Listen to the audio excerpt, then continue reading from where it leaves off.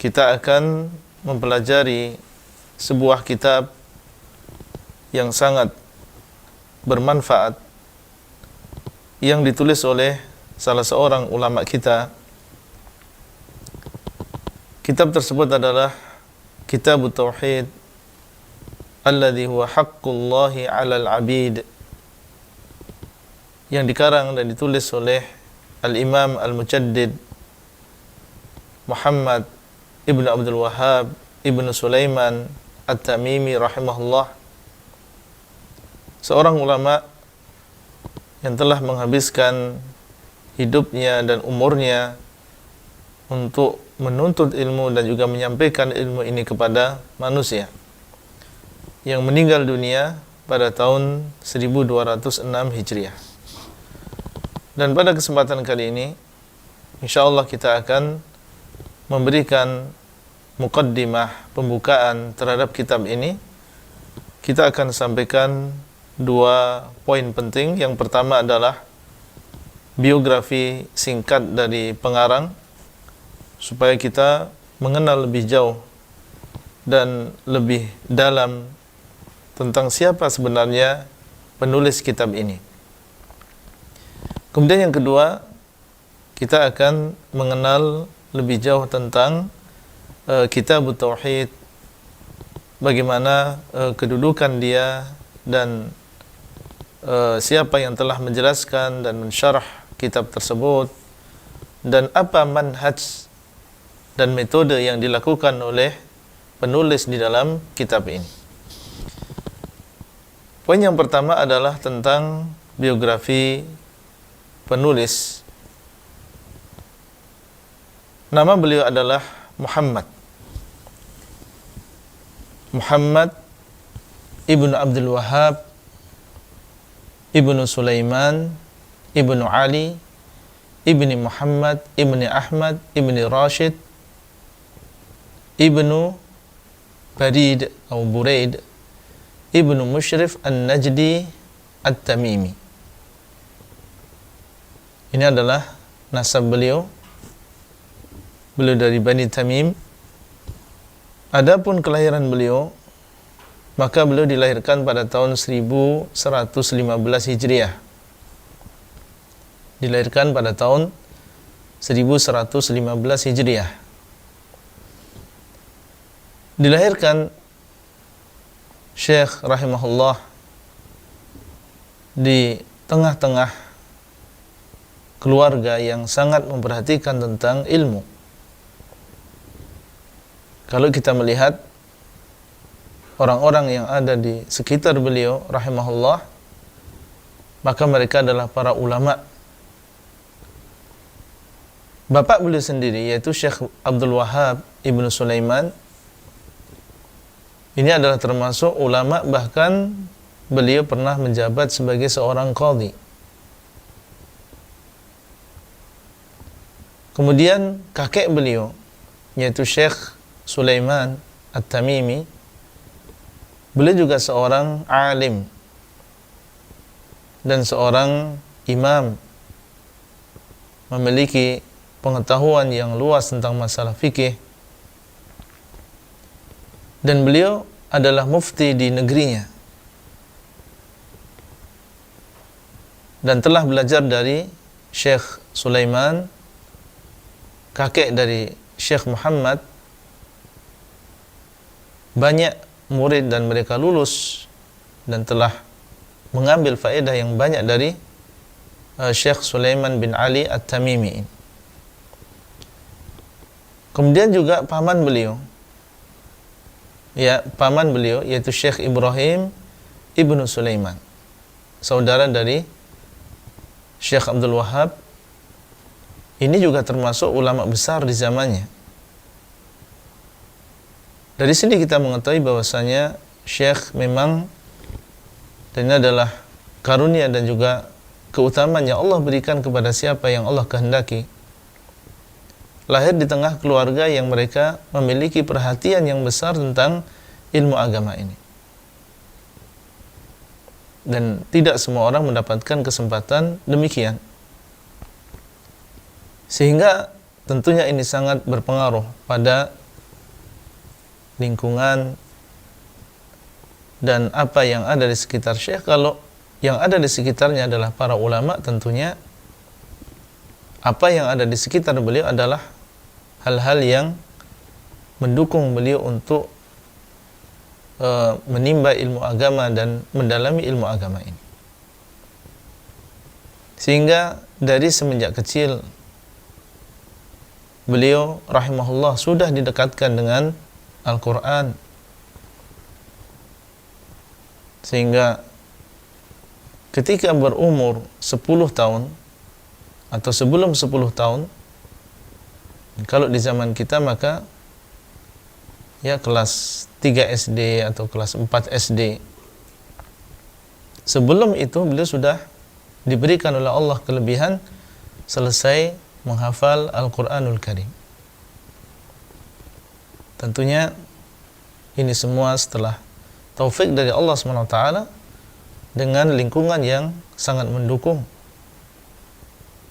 Ditambah lagi Allah SWT memberikan kelebihan kepada beliau rahimahullah dengan kecerdasan, ya, kecerdasan yang luar biasa dan cepat di dalam menghafal,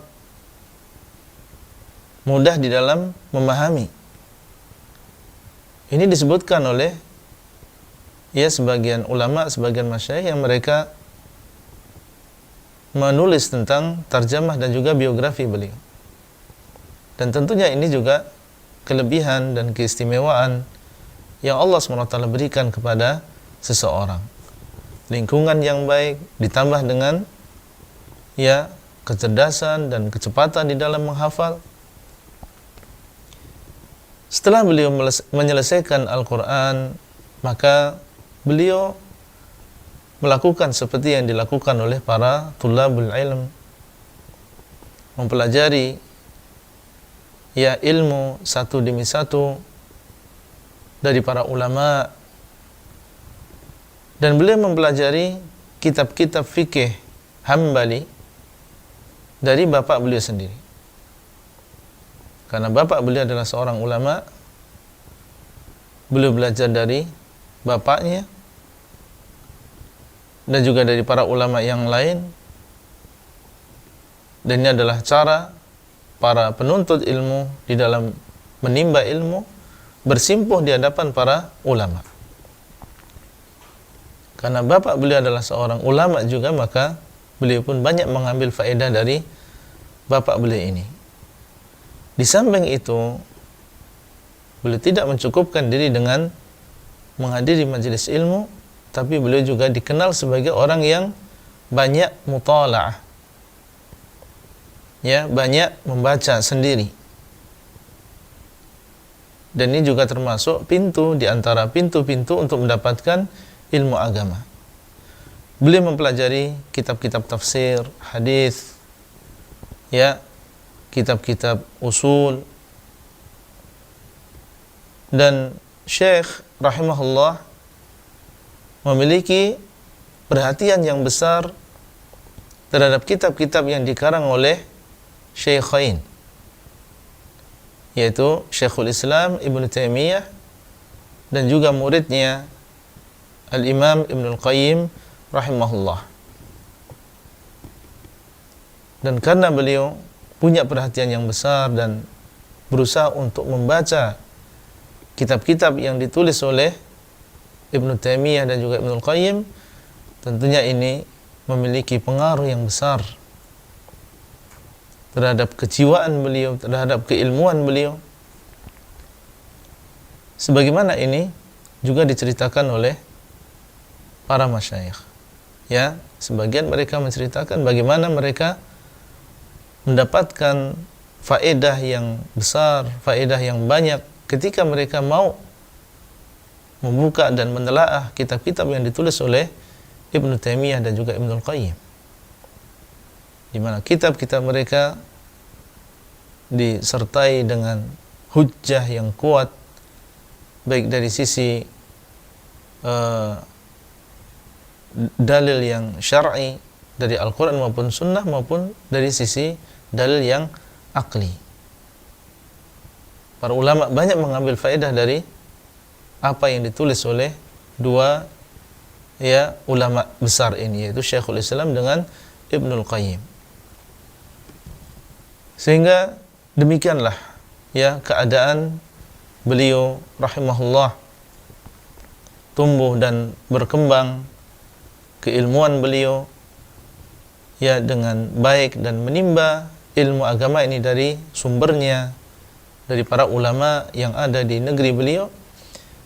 Kemudian setelah itu beliau rahimahullah melakukan rihlah ilmiah, ia melakukan perjalanan untuk menimba ilmu. Setelah menimba ilmu dari para ulama yang ada di negeri beliau, maka beliau tidak mencukupkan diri dengan ilmu yang ada di sana, tapi beliau mencoba untuk melakukan perjalanan sebagaimana ini adalah sebuah metode dan sebuah cara yang ditempuh oleh para ulama dari zaman dahulu sampai sekarang. Beliau melakukan perjalanan ke beberapa daerah, di antaranya adalah ke Basrah. Kalau di zaman sekarang maka kurang lebih daerah Irak. Kemudian ke Ahsa, ini ada di kurang lebih di bagian timur Jazirah Arab. Kemudian juga mendatangi kota Mekah dan juga kota Madinah, dan bertemu dengan para ulama yang ada di sana dan mengambil ilmu dari mereka. Tentunya ini dilakukan oleh beliau rahimahullah setelah sebelumnya beliau menimba ilmu dari para ulama yang ada di daerah beliau. Dan ini adalah adab tentunya para pemirsa sekalian, sebelum kita keluar dari negeri kita untuk menimba ilmu, maka termasuk adabnya kita terlebih dahulu menimba ilmu dari para ulama yang ada di negeri kita. Taib. Kemudian di antara yang syuyukh atau para ulama yang sempat Syekh Muhammad bin Abdul Wahab menimba ilmu dari mereka, di antaranya adalah Syekh Muhammad Hayah As-Sindi. Syekh Muhammad Hayah As-Sindi Al-Madani, karena beliau termasuk ulama Madinah. Kemudian juga Syekh Ismail Al-Ajluni. Syekh Ismail Al-Ajluni. Ada juga Syekh Ali Afandi Ad-Dagostani. Syekh Ali Afandi Ad-Dagostani. Ada juga Syekh Abdullah ibn Ibrahim An-Najdi thumma Al-Madani. An-Najdi Al-Madani, karena pernah di Najd dan juga pernah di Madinah. Kemudian juga ada Syekh Muhammad Al-Majmu'i. Ini adalah sebagian dari guru-guru beliau yang beliau pernah mengambil ilmu agama ini dari mereka. Baik. Kemudian di antara yang terjadi setelah itu, ketika beliau rahimahullah sudah melangkah di dalam ilmu agama ini dan memiliki kemampuan, di antara yang disebutkan tentang beliau, pernah juga beliau melakukan diskusi ringan tentunya dengan bapaknya di dalam masalah ilmu agama. Demikian pula juga pernah mengadakan diskusi tentang masalah agama dengan pamannya yang berkaitan dengan ilmu yang mereka pelajari. Dan ini tentunya menunjukkan tentang bagaimana kemampuan beliau rahimahullah. Dan ketika beliau di Basrah dan melakukan rihlah ke sana,